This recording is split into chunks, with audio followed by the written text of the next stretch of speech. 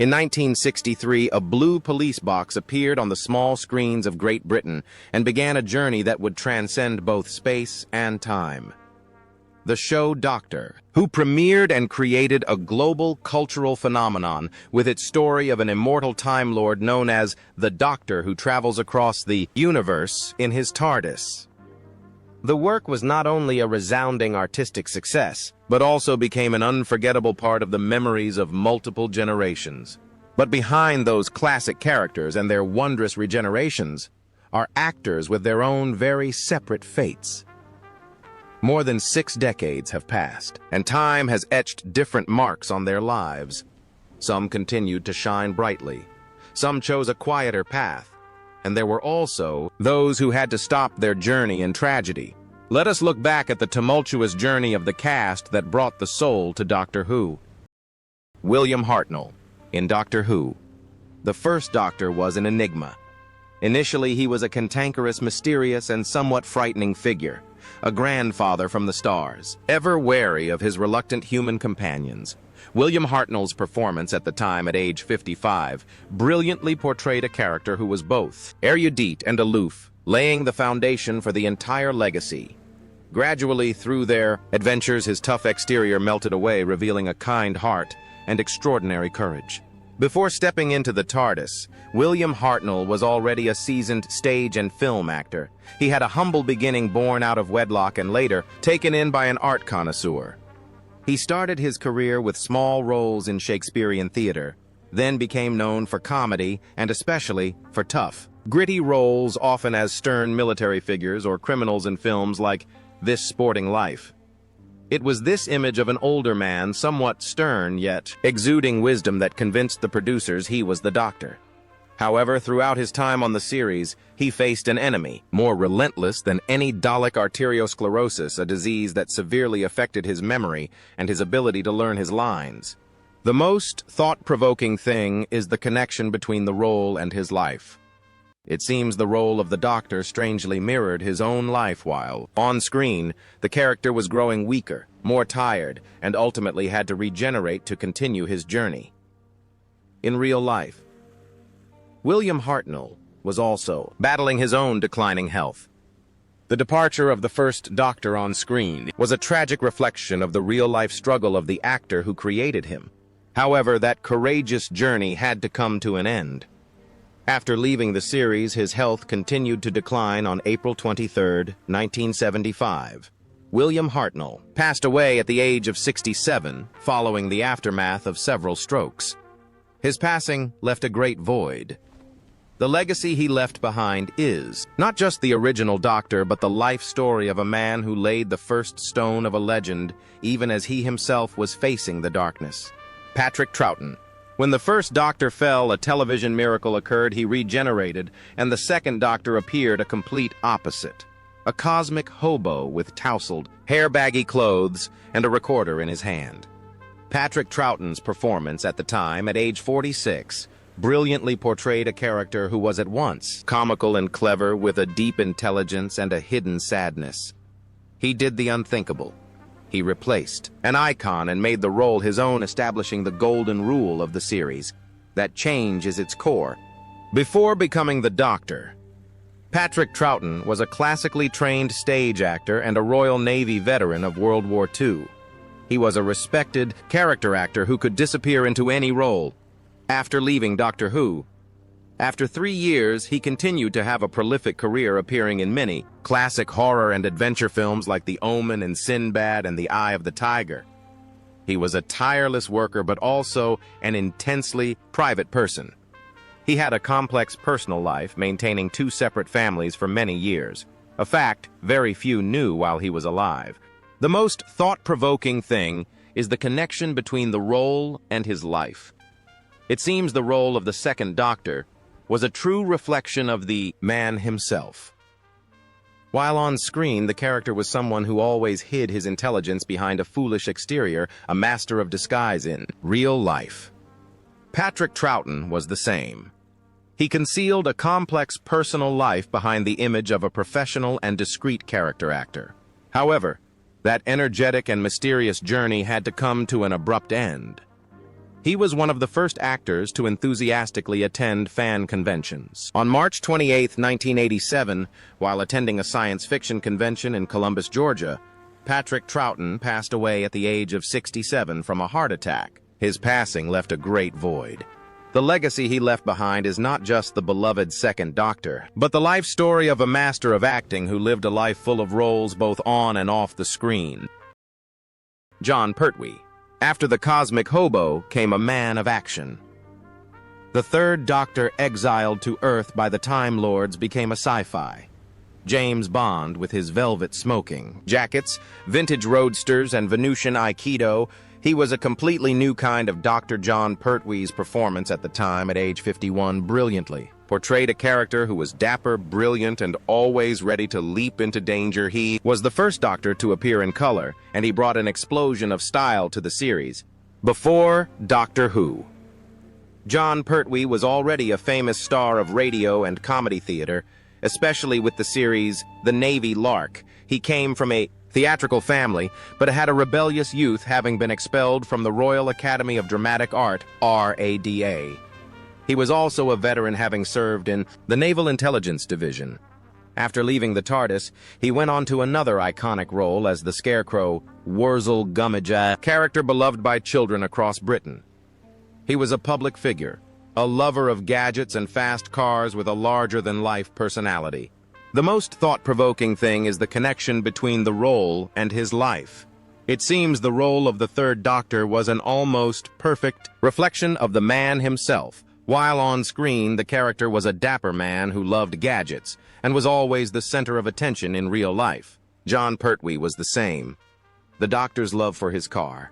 Bessie was Jon's love for vintage cars and motorcycles. The elegance on screen was his style in real life. However, that stylish and vibrant journey had to come to an end.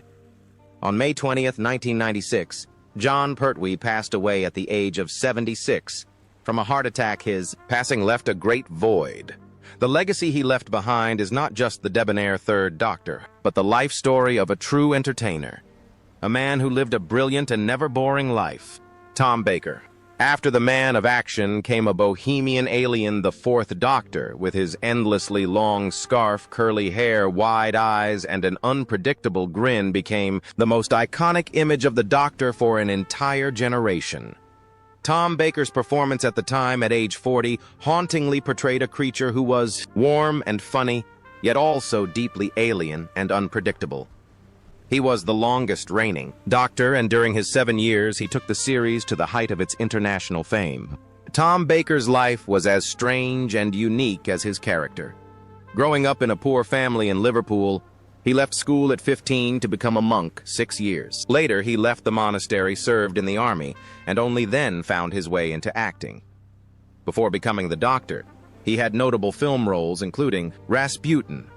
But his career had stalled to the point where he was working as a construction laborer right before he got the role of a lifetime after. Leaving the series, he had a complicated relationship with his legacy, but eventually embraced it. He became a beloved voiceover artist, especially as the narrator for the comedy series Little Britain.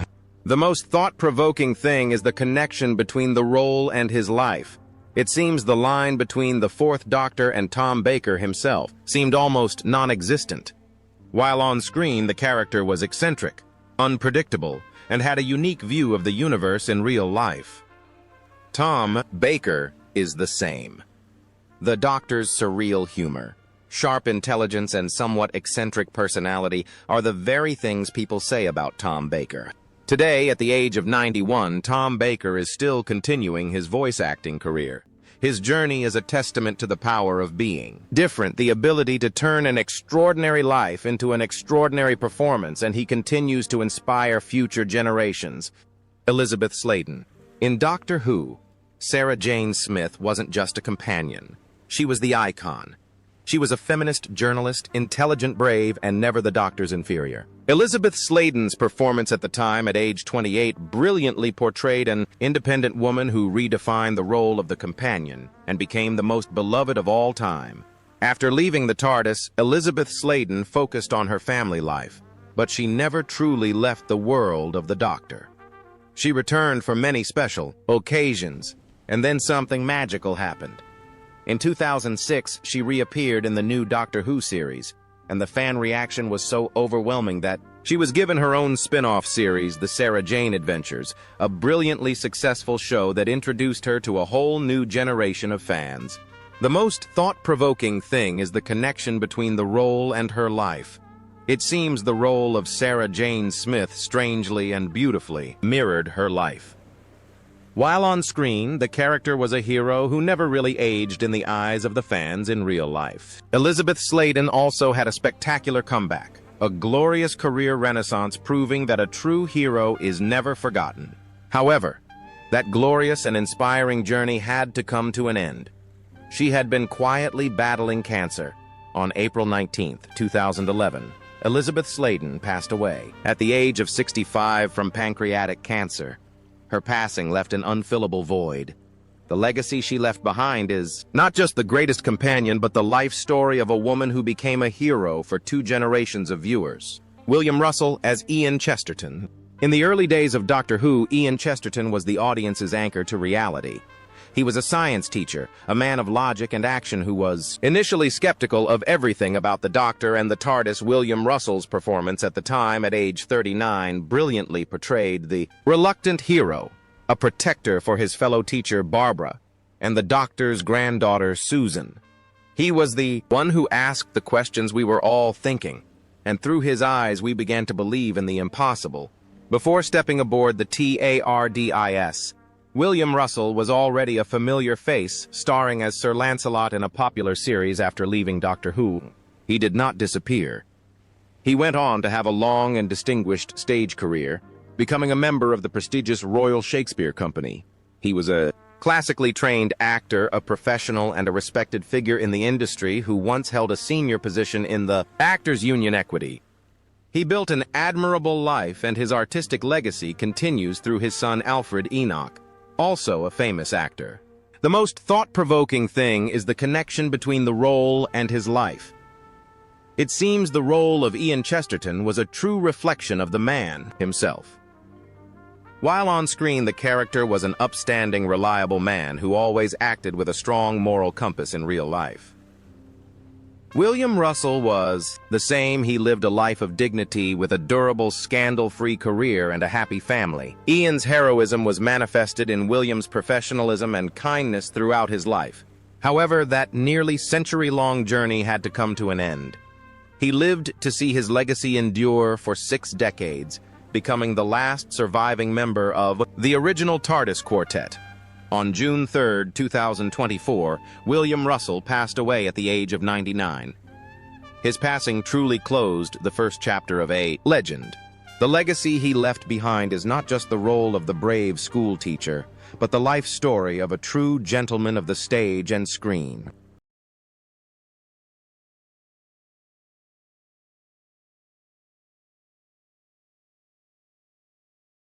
Jacqueline Hill as Barbara Wright. Alongside the science teacher, Ian was Barbara Wright, a history teacher. She was the heart and intellect of the first TARDIS team. Intelligent, kind, and full of compassion, Barbara was often the moral compass of the group. Jacqueline Hill's performance at the time, at age 34, brilliantly portrayed a strong and resourceful woman who was no damsel in distress, but a hero in her own right, confronting Roman emperors and Aztec warriors with her intellect. Before Doctor Who, Jacqueline Hill was already a respected stage and television actress. She had a difficult childhood, orphaned at a young age, and having to leave school early, but she overcame it all to win a scholarship to the Royal Academy of Dramatic Art, RADA. After leaving the series at the height of her fame, she made an admirable decision. She put her acting career on hold to focus on raising her family. It was a brave choice, placing love above the limelight. Many years later, in the late 70s, she decided to return to acting and even appeared in another Doctor Who story, Meglos, in a completely new role. The most thought-provoking thing is the connection between the role and her life. It seems the role of Barbara Wright strangely mirrored her life. Well, on screen, the character often played the motherly, caring role for the group in real life. Jacqueline Hill truly chose the role of mother as her top priority. The strength and decisiveness that Barbara showed on screen was the same inner strength that helped her make the most important decisions in her own life. However, that promising return was not to last long. She had to face a quiet battle with cancer. On February 18, 1993, Jacqueline Hill passed away at the age of 63. Her passing left a great void. The legacy she left behind is not just one of the most intelligent and strong companions, but the life story of a woman who defined success on her own terms.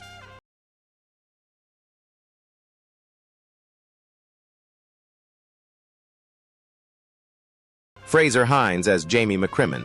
From the 18th century, Scottish Highlands, a young man stepped into the TARDIS and became the second Doctor's most loyal companion. Jamie McCrimmon, with his courage, optimism, and an unbreakable friendship with the Doctor, captured the hearts of the audience. Fraser Hines' performance at the time, at age 22, brilliantly portrayed a classic companion. He holds the Guinness World Record for being the companion who appeared in the most episodes of the original series. Fraser Hines' career began when he was a child actor, even working with the legendary Charlie Chaplin.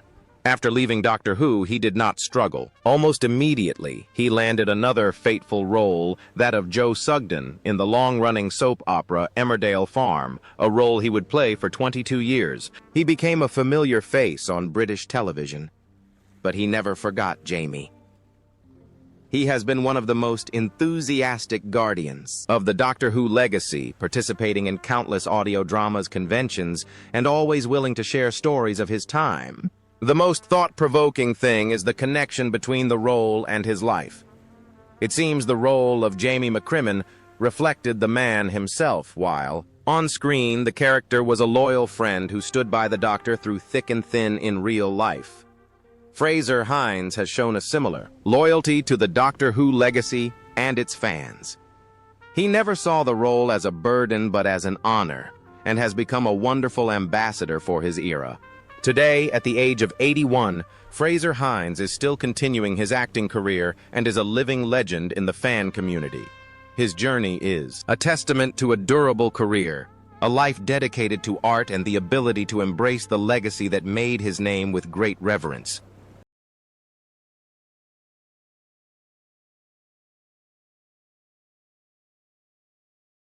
Katie Manning as Jo Grant. When the third Doctor was exiled to Earth, he got a new companion at Unit Jo Grant. Initially somewhat clumsy and naive, Jo had a heart of gold and boundless loyalty.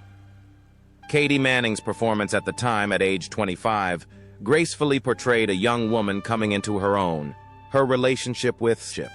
The third Doctor was like a father-daughter bond, and her journey from a lab assistant to a brave activist is one of the most beloved character arcs. After leaving Doctor Who, Katie Manning's life was an adventure no less than her characters.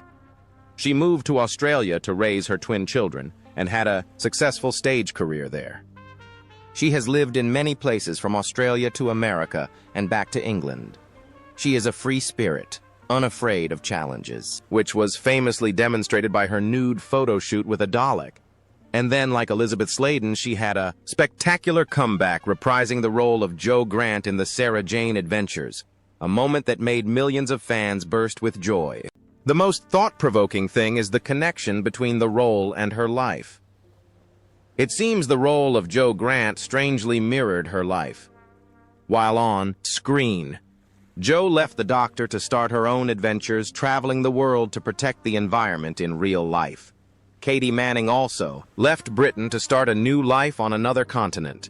Jo's optimistic, fun-loving, and somewhat rebellious spirit is the very essence of Katie.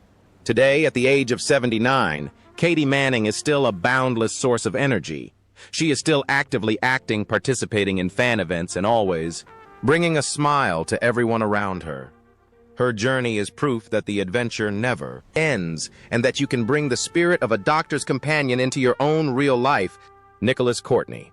In Doctor Who, Brigadier Lethbridge, Stewart was a steady rock. He was the soldier, the commander of unit, and the Doctor's most reliable friend on Earth. Nicholas Courtney's performance brilliantly portrayed a quintessential English gentleman at once stern and brave, with an extraordinary patience for the Doctor's eccentricities. Nicholas Courtney's career was intertwined with Doctor Who for decades. He was one of the few actors to have worked with multiple incarnations of the Doctor, becoming an indispensable part of the Doctor Who family. He was a dear friend to many of the actors and a beloved figure at conventions. The most thought-provoking thing is the connection between the role and his life. It seems the role of the Brigadier reflected the man himself while on screen. The character was loyal, reliable, and a constant presence through the years in real life. Nicholas Courtney was also a constant in the Doctor Who community, someone everyone could always count on. However, that journey of loyalty and dignity had to come to an end. On February 22, 2011, Nicholas Courtney passed away at the age of 81 from cancer. His passing left a great void. The legacy he left behind is not just the immortal Brigadier, but a life story of loyalty and kindness.